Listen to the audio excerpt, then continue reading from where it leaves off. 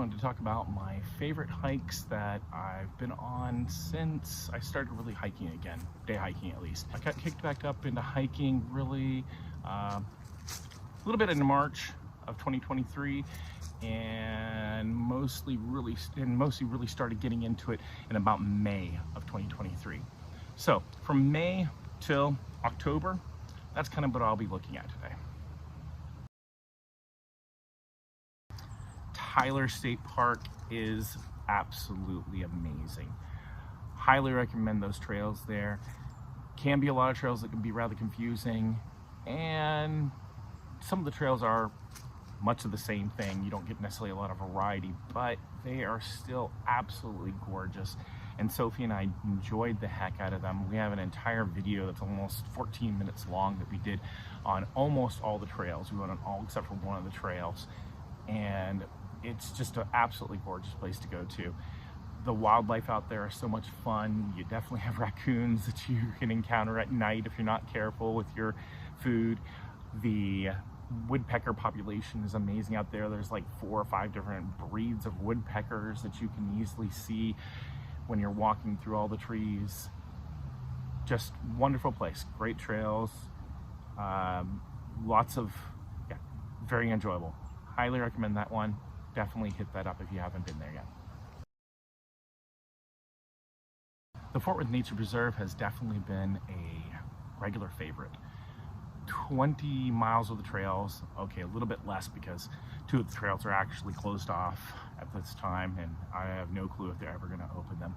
But still, there's a lot of trails, and you're just barely right outside of Fort Worth, so you're very near civilization, yet you feel like you're not when you're there. Can be a pretty popular place on occasion. However, there are no campgrounds, so it's just purely hikers. So it's a really nice place to go, though.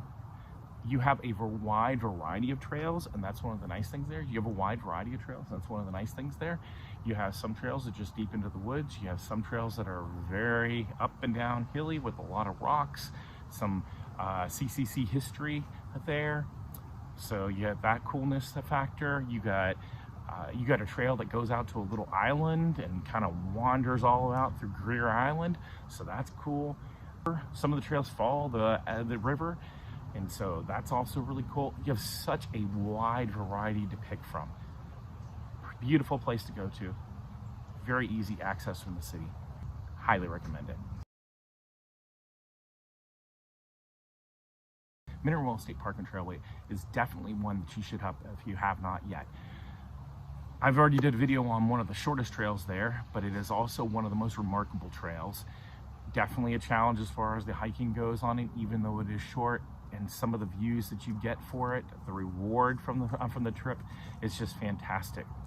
Some of the longer trails aren't necessarily quite as interesting, but they are still, they're still enjoyable enough. I haven't actually gone out in the farthest reaches of the trails, the Cross Timbers Trail specifically. I do look forward to doing that in the future, though. Sophie is, she only does about 4.5, 5.5 miles a day.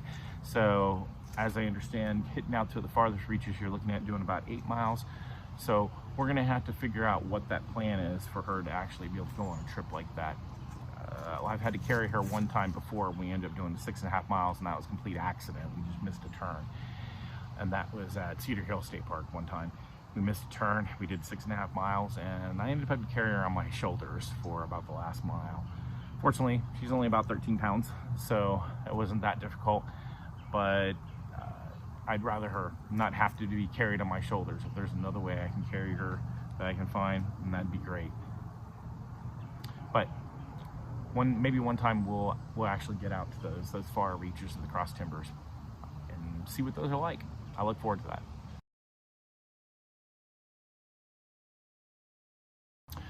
Mission Tejas State Park.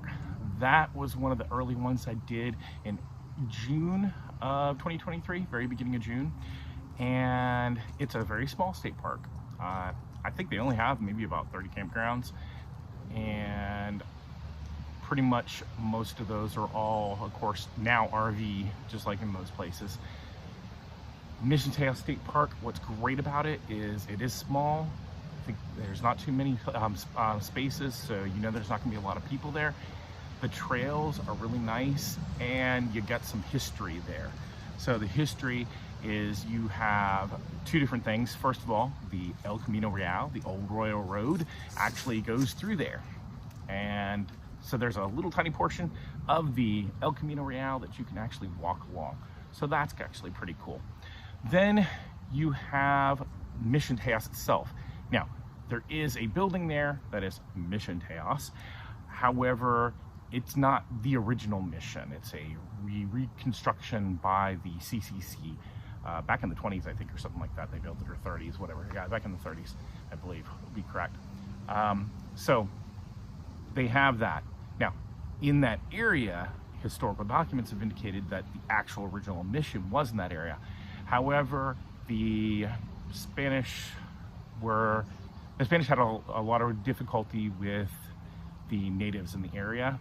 They weren't too happy about the Spanish being there, and they showed it to them very well. So after about 3 years, I believe, the Spanish effectively gave up on the mission. They burned everything to the ground and said, see ya, and left out of there. So somewhere in that area, general area, yes, probably, maybe not on the actual state park's grounds, but somewhere in the area, the mission most likely was. But it wasn't that mission that they showed there. But it's still a nice little replica to, you know, go visit and enjoy and imagine history and such. So the trails themselves, as I said, really nice, beautiful trees, a lot of evergreens. When you get near the water, you start to see a lot more of the deciduous hardwoods and everything, especially just right up against the water, which as a stark contrast. And overall, just really, really nice park.